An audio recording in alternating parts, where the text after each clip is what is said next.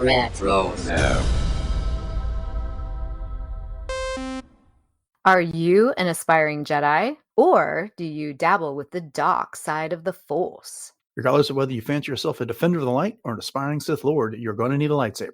Podcast Stardust is pleased to partner with Saber Masters, the creators of high-quality, durable, and affordable lightsabers. Saber Masters is preparing to launch the Ultimate Lightsaber 2.0, and right now you can get 2 for the price of 1. So, check out the link in our show notes and go get your Ultimate Lightsabers from Saber Masters. And don't forget to use our referral code Stardust to save $10 at checkout. And each purchase using our referral code helps support Podcast Stardust. This is John Jackson Miller, author of Star Wars Kenobi, Star Wars A New Dawn, Star Wars Lost Tribe of the Sith, Star Wars Knight Errant, and the upcoming Star Wars The Living Force. And you're listening to Podcast Stardust with Dennis and Jay. May the Force be with you.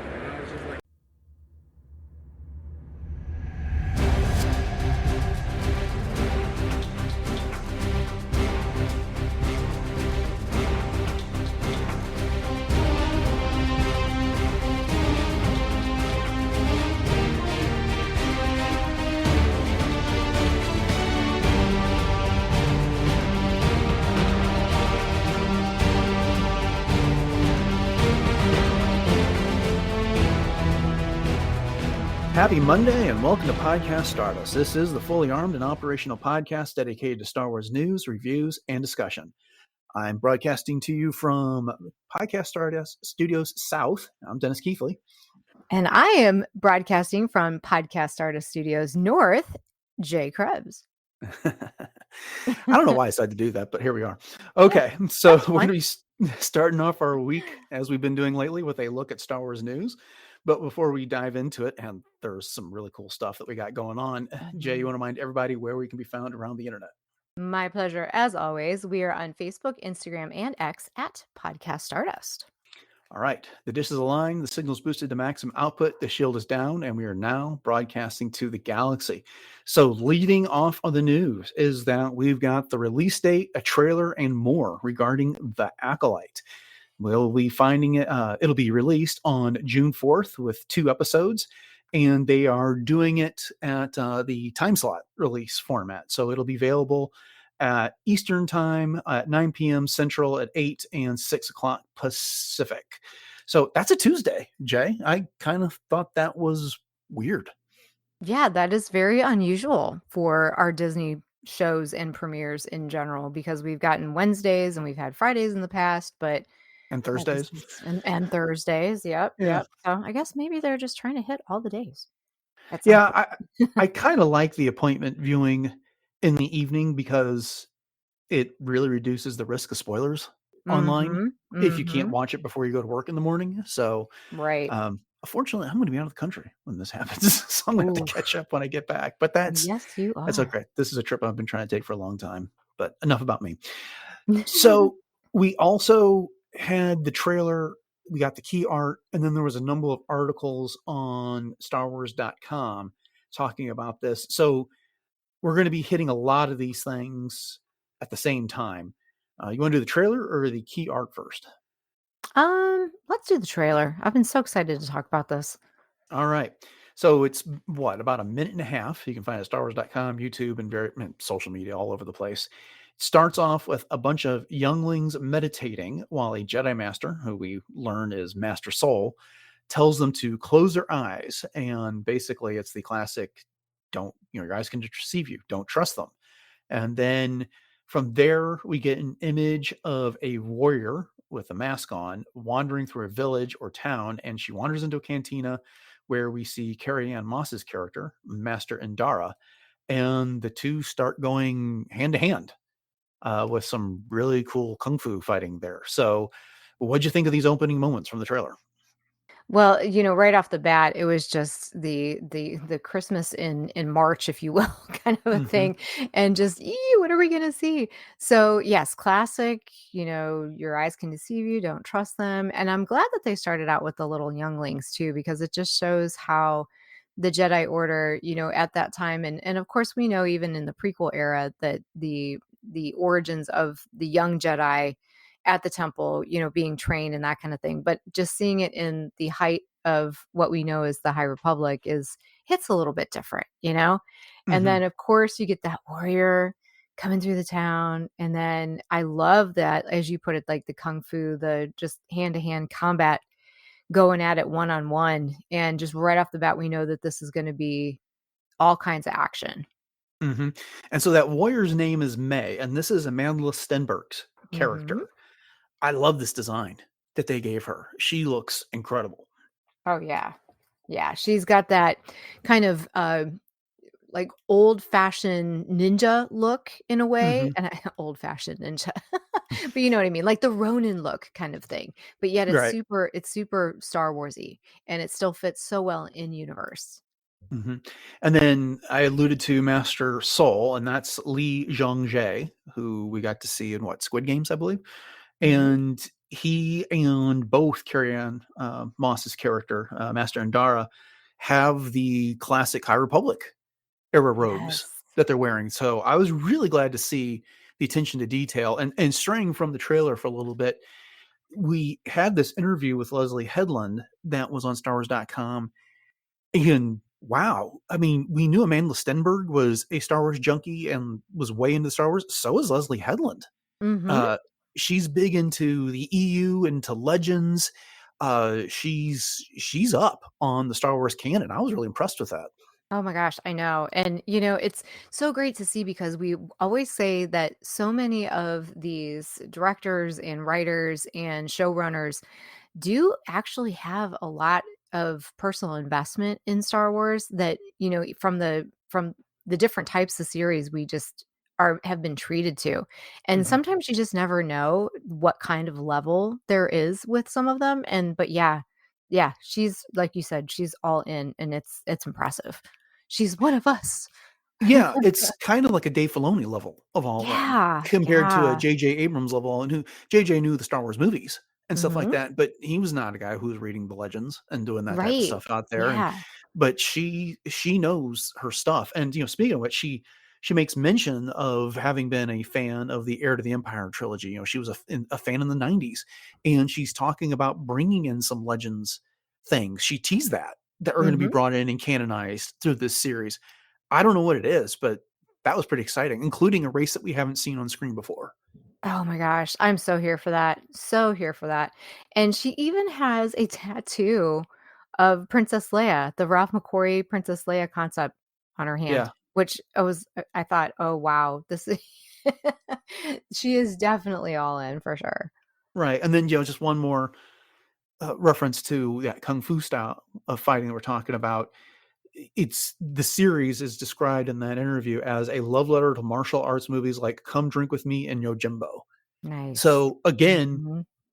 akin to the type of influences that George Lucas and Dave Filoni and even Jon Favreau, with some of the influences he pulled on when making The Mandalorian. So this really feels like it is of a type that we've had with a lot of classic Star Wars, and I Mhm. was very encouraged by that. Oh yeah, definitely. Okay, so moving back to the trailer, we get to see a number of other Jedi through this. The first one was this Jedi Knight named Yord, and he says something along the lines of, someone is killing Jedi, and this character is played by Charlie Barnett. And so we get this clue that there's some sort of mystery going on, that Jedi are turning up dead.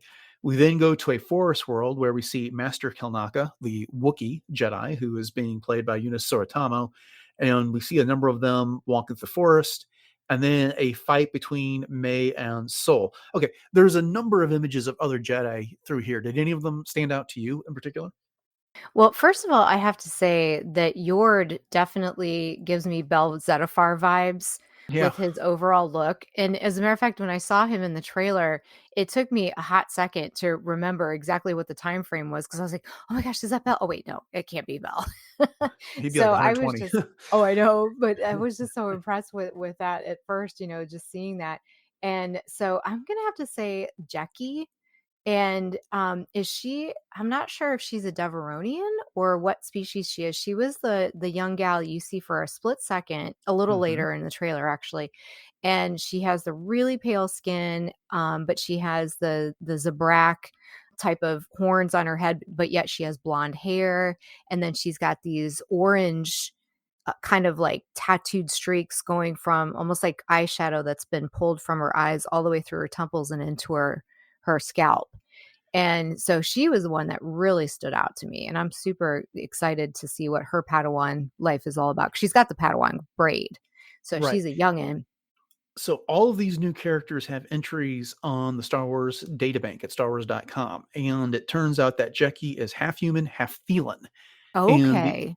the inspiration for her, according to Leslie Headland, was the Thelan performer that was added in the special edition of Return of the Jedi at Jabba's palace. Oh, okay. I can see that. I can totally Yeah. see that Yeah, and for she sure. is Master Soul's Padawan Okay, on top of that. So perfect, yeah. Yeah, she perfect. was pretty cool. I liked her. Mhm. But What about I you? absolutely love seeing Master Kelnaka, Oh, the yeah. Jedi Wookiee, and again played by Eunice Suetamo, but he's described on the database as being something of a loner. And so I'm speculating here, but it looks like they show up wherever he is looking for him, whether they Mhm. need his help or they think he's missing or they're just checking on him. I don't know. But Hmm. that was pretty cool to see Yeah, him. And his yeah. look is absolutely fantastic. As much Oh, as I love yeah. Chewbacca, it's been fun getting other Wookiees in Star Wars. Whether it Oh, was for Black sure. Santon and now this character, but Mhm. because Wookiees too often get portrayed as well, all like Chewbacca, the noble savage type thing. So getting Right. some variety in there has been pretty cool. Yeah, I love his top knot. That is so cool. Hmm. So speaking of legacy characters, we get an image of Vernestra Rowe opening a door Yeah. with the Force. So that may be our High Republic legacy character that we're getting for the series. I mean, Mhm. I guess there's opportunities for Yoda and uh, the likes, but characters that were introduced in the High Republic, I should say. That's who Mhm. we're getting. Do you think we'll see Yoda? Well, if you can take it as a clue, when you go to the database on StarWars.com and you look at some of these characters, sometimes Yoda shows up as a related character. I don't Okay. want to read too Yeah. much into that, Mhm. but it Mhm. certainly is a possibility. Yeah. Yeah. I know he's definitely a grounding character for a lot of Hmm. people, that they would be able to relate to that. But speaking of Vernestra, I blinked and missed her the first time around. And it wasn't until I think it was Christina Ariel who had posted a couple of pictures and there was a screenshot of Vernestra. And I said, "Oh, okay." And so, of course, I had to look very, very carefully at all of the details on Vernestra and just seeing her open that door with the little force push, Yeah. and I had to go back and watch that in slow motion. So I said, "Okay, that's fantastic. So glad to see her." I missed it the first time around, and it wasn't until I read the interview with Leslie Headland when they asked her what her favorite part of the trailer was, and she said for Nestero opening the door through force, and I was like, Oh, "Wait, geez. when did that happen?" And so, yeah, Right? I went back Yep. and caught it the second time around. Okay, so we get to see Kamir, who is being played by Manny Jacinto, peeking around a corner. He is a smuggler character. There is a kind of there's a lot of narration that's going over the course of this trailer, and then there is this message coming across. It's it's in a time of light, darkness rises, which gets to one of the things that Leslie Headland talks about with this series, which is so much of Star Wars is the underdog story, and we're used to that being the good guys, but in this case, the Jedi are the institution. The dark side is the underdog. Mhm. Very intriguing. Yes, I definitely. think that's pretty cool. We in an episode we haven't aired yet and won't for a little while yet. We were talking about this notion of kind of like getting away from the broken Jedi who are just trying to get over the things. This is about as far away from that as you can get, at Oh, least on yeah, the it is. surface. Mhm. Yeah, for sure. And you know what I think is also kind of making my brain swirl too is just the idea of the light versus the darkness, but yet we still see the presence of what we take to be Sith because of the red lightsabers. So I'm kind of, Mhm. trying to think where this places things. I know in the timeline where it places things, but it makes me think about things like, for 1,000 years, the Sith were extinct basically, and then they reappeared in the Phantom Menace. At last we will reveal ourselves to the Jedi. So I'm wondering if it's more of a almost like a cautionary tale about the Sith, or if it's those that are just embracing the dark, but yet have those Sithly qualities. You know what I mean? Well, yeah, and I want to talk about that more, but I want to do it towards the end of the trailer Sure. here because Okay. there's some things that are going to come up with specifically addressing your points that are going to lead us Mhm. into some more discussion there. But I like what you're thinking. From there, we get to see Anastasia, who is described as a leader of a coven of witches. She is being played by Jodie Turner Smith, and I keep looking at her with the markings on her head, and I'm like, Path of the Open Hand, Path of the Closed Fist. What Mm. do we got going on here? What she's I think described in one place as Mother Anastasia. Mhm. So what do you think of her? Well, I know as soon as I saw Mother, of course, I was thinking of the Mother. Hmm. And am wondering if that is sort of a nomenclature that was used in various ways throughout the High Republic and in different eras. But then I'm thinking, okay, Coven of Witches, could this be somehow related, even, thinking about legends all the way back to Night Sisters, and but borrowing more from, something like we saw in the courtship of Princess Leia. Yeah, absolutely could be. I'm very curious to find out more about them. But again, another intriguing character that shows up in the trailer. From there, we see this frozen world where Master Soul and others are wandering around, but there appears to be some sort of a ship getting blown or dragged or pulled across the terrain and just battered in the process. Did that look familiar to you? Because it struck me as something we've seen before. You mean the ship or the The planet? ship. I didn't really catch that. No. It looked a bit like Anakin's starfighter from the Genji Tartakovsky Clone Wars to me, Oh my gosh, I'm gonna have to go back and watch that with the again. dual engines off the front of the ship Okay. and everything there. So I don't know. I don't know if Okay. that was intentional or if I'm just seeing things, but Mm. I was intrigued with that. So we get some shots of May and Soul fighting.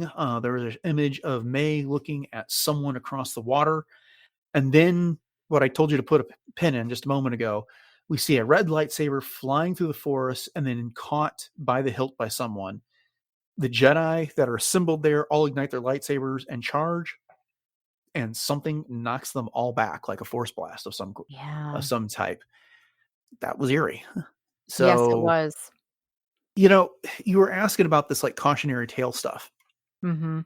And you're right. In the Phantom Menace, we hear Yoda and Mace Windu talking about how, we haven't seen a Sith for 1,000 years. We pretty sure we'd know Mhm. if they came back. But what if it's like the Darth Maul Legends book where he kills everybody at the end that knows about his return? Oh, yeah. Or some of these characters ends up falling to the dark side and joining whoever this is. Mhm. Yeah, I could see that too. I could see that too. And one of the things that made me think of Legends also was, as you said, something knocks them all back, Mhm. is something like the thought bomb from the Darth Bane Oh yeah, trilogy. And, those kinds of things that that would were need a being lot of used. Darksiders. Right? Yeah, Yeah, you yeah. would think. But yeah, there was a lot of poetry in this too, in terms of, we talked about the red lightsaber kind of flying through. And then even with the little Padawans, the little younglings, what do you see? I see dark, I see light, I see a balance, those kinds of things. It reminded me of Ray. I see And fire. then yeah, I see fire. That's what it was. But Yeah. when she was on Octo with Luke, he's like, "What do you see?" So it's kind of like the same kind of training, which I think is cool because at that time Ray was basically a youngling, in her training. And so that's kind of a thing there. But as far as the red lightsaber and that goes, we see that flying through Ilum, on Starkiller Base in The Force Awakens too. So, there was that little bit that kind of stuck with me as well. But Mhm. I know my brain's kind of all over the place here, but the Jedi themselves, as they were charging, so awesome to see all of the different colored lightsabers, like the yellow ones that we Mhm. know of in the High Republic. And I actually had a couple people say, "Yellow lightsabers?" You know, they, of course we saw Rey with one, which again is kind of a poetry thing. And I'm wondering if some of that in hindsight now is kind of, I don't know if it was planned, but you know what I mean? Like Rey getting back to the golden age of the Jedi. Yeah, possibly. I think, the gold lightsaber or crystal was predominant or the appeared during the High Republic for amongst the Star Wars we've seen, and then we knew it Mhm. became a guardian color during the Right. time of the Clone Wars. And yeah, you mentioned that Rey has one in the comics. Luke finds a lightsaber that's got a yellow crystal between The Empire Strikes Back and Return of the Jedi, and Mhm. apparently that's his saber before he builds his lightsaber with the green crystal in it. So, there's something to that. There's no purple lightsabers shown Ooh, here. I did not even think about that. Yeah. So, Interesting. that's a color that gets lost. And the only one we see one in the movies, use one in the movies is Mace Windu there. Mhm. But, I gotta tell you, I liked the trailer, but it really wasn't until I went and read all the stuff on StarWars.com that I really became intrigued with everything that was going on in the trailer. Mhm. They did a great job supplementing the trailer with all that material on the website. Mhm. Oh, yeah, and I need to dive into it even more, and I've only seen the trailer just a couple of times.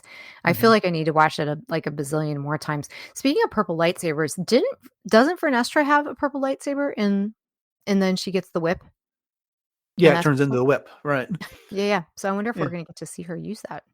that'd be awesome. That'd be That would really be cool. so awesome. So maybe that's what they're holding back on the purple for. Right. Grand reveal. So we got these key art and posters that they put on StarWars.com. I wish they always just put these on the website. They, like, never make them available for purchase or anything. I'd like to see some of these things, show up that Yeah. way. But the first one, I think it's May from behind, kinda standing on some land that's overlooking a lake with a sun rising in the distance, which is nice. But the one that really captured my attention is this poster. It looks like maybe like a stone surface. You see a lightsaber hilt at the bottom pointing towards the top. And instead of having a blade ignited, it looks like there's blood smeared Yeah. across which where the blade would be. And then it says, in an age of light, a darkness rises. And then it's got the Acolyte in the corner, June 4th, Disney Plus. Uh, that is a tone setter right there. Oh, That definitely. that is very striking. Very much so. The hilt itself, though, I mean, as far as High Republic design goes, is actually pretty simple. And I wonder if that's because it's the dark side hilt as opposed to, the golden High Republic type hilts. Well, we talked about the which comics that Charles Soule wrote Oh, recently that's about right. that That was year. after this. They went to the more utilitarian. The Guardian protocols were put in place, Yes. and Yes, so yes, they were yes. Sorry, I making didn't mean all to of interrupt those. you. That's okay. The all those simpler lightsabers because they're going to need them. And Mhm. and the That's Jedi are right. remarking about how these are ugly, and Yeah. they aren't the works of art that they're used to, and stuff like that. And it was a shift. It's we can't afford to worry about aesthetics right now. It's all about practicality at this Mhm. case. And That's so I right. think this seems to me to be some sort of indication that once they invoke those Guardian protocols, they may never have gone back to where the Yeah. sabers just were. Yeah, yeah, that's so true.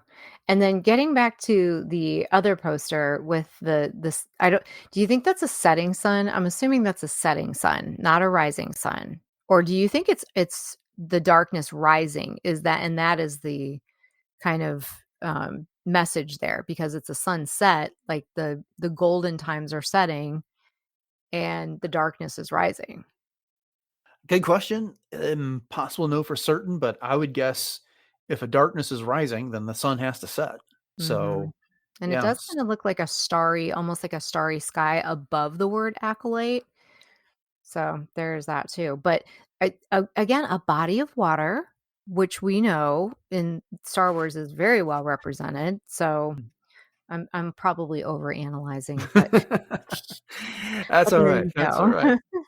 Well, we're gonna have a lot of time to talk about this between now and the debut on June 4th, and we will. But we do have a few other stories that we need to cover before we wrap up this week's edition of Star Wars news. Oh, one last thing on this. When The Phantom Menace returns to theaters on May 3rd, there will be an exclusive look at the Acolyte attached to it. Oh, nice. So, yeah, that was news that just broke today, which is the 21st. So we're passing that along for y'all. Okay.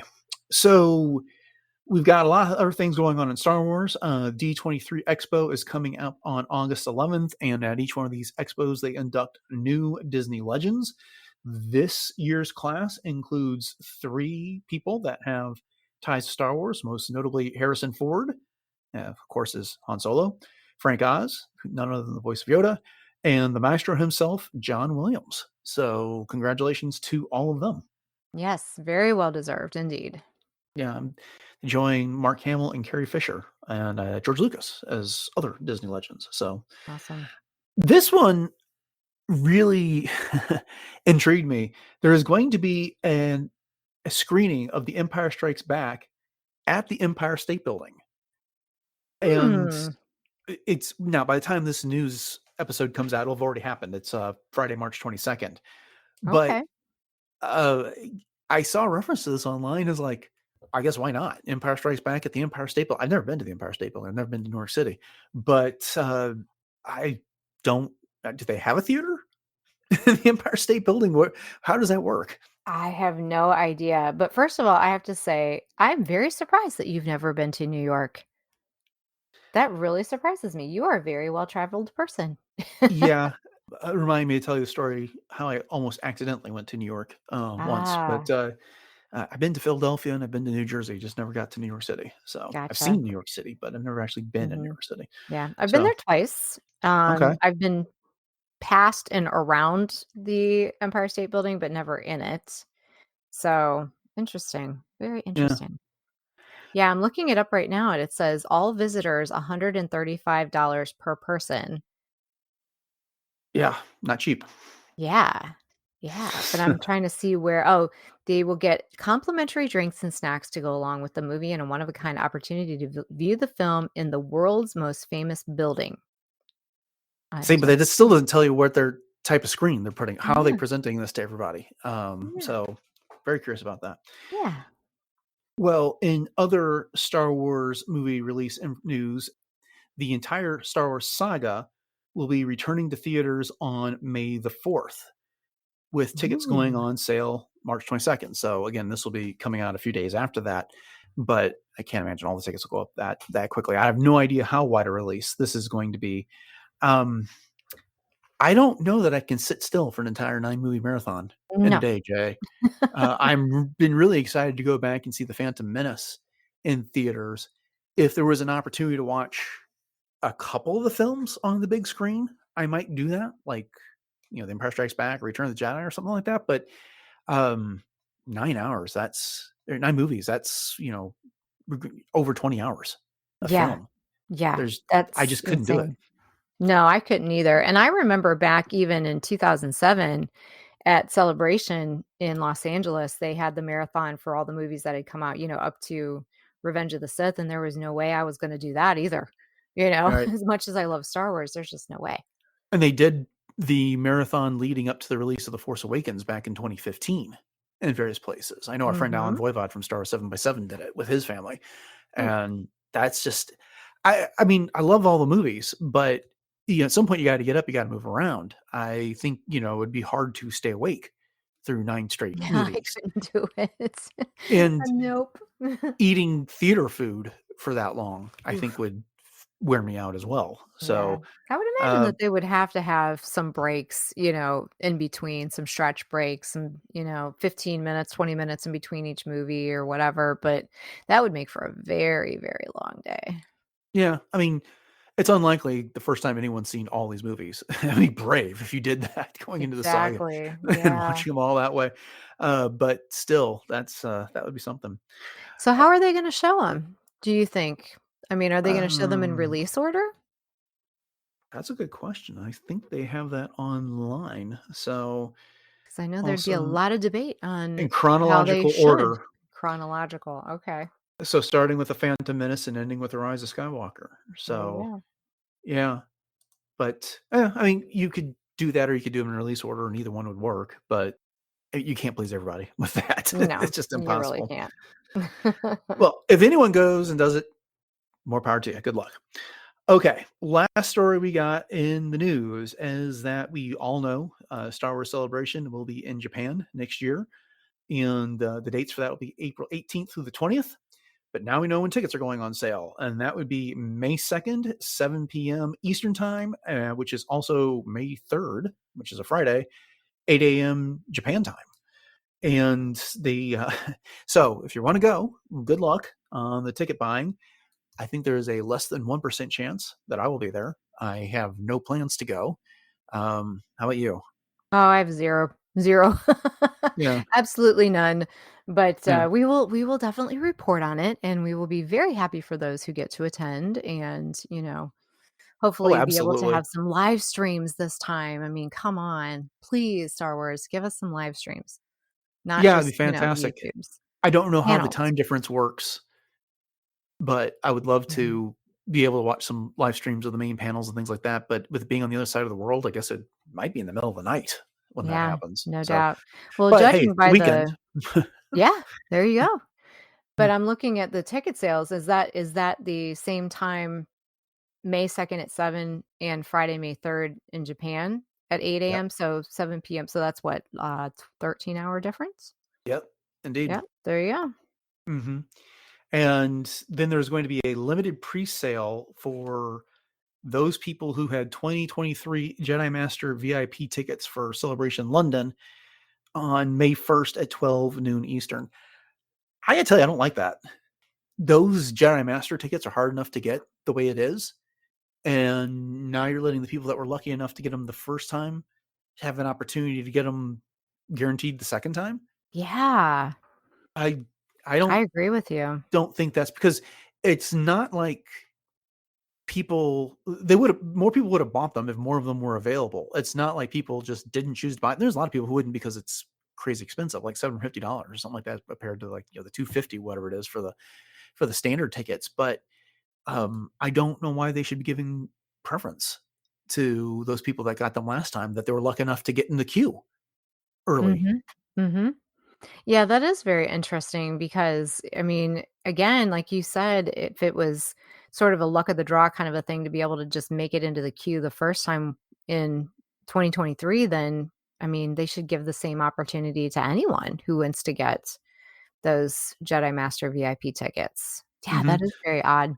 Because you do that and you got guaranteed entry into all the major panels. Right. And you get to skip the line privileges when it comes to autographs and stuff like that. Those tickets are a major advantage. Mhm.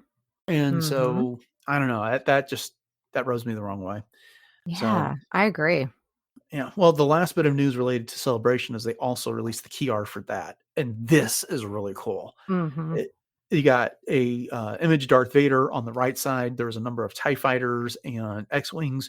There is what appears to be a large red circle in the middle and it's got Mount Fuji in the middle of it.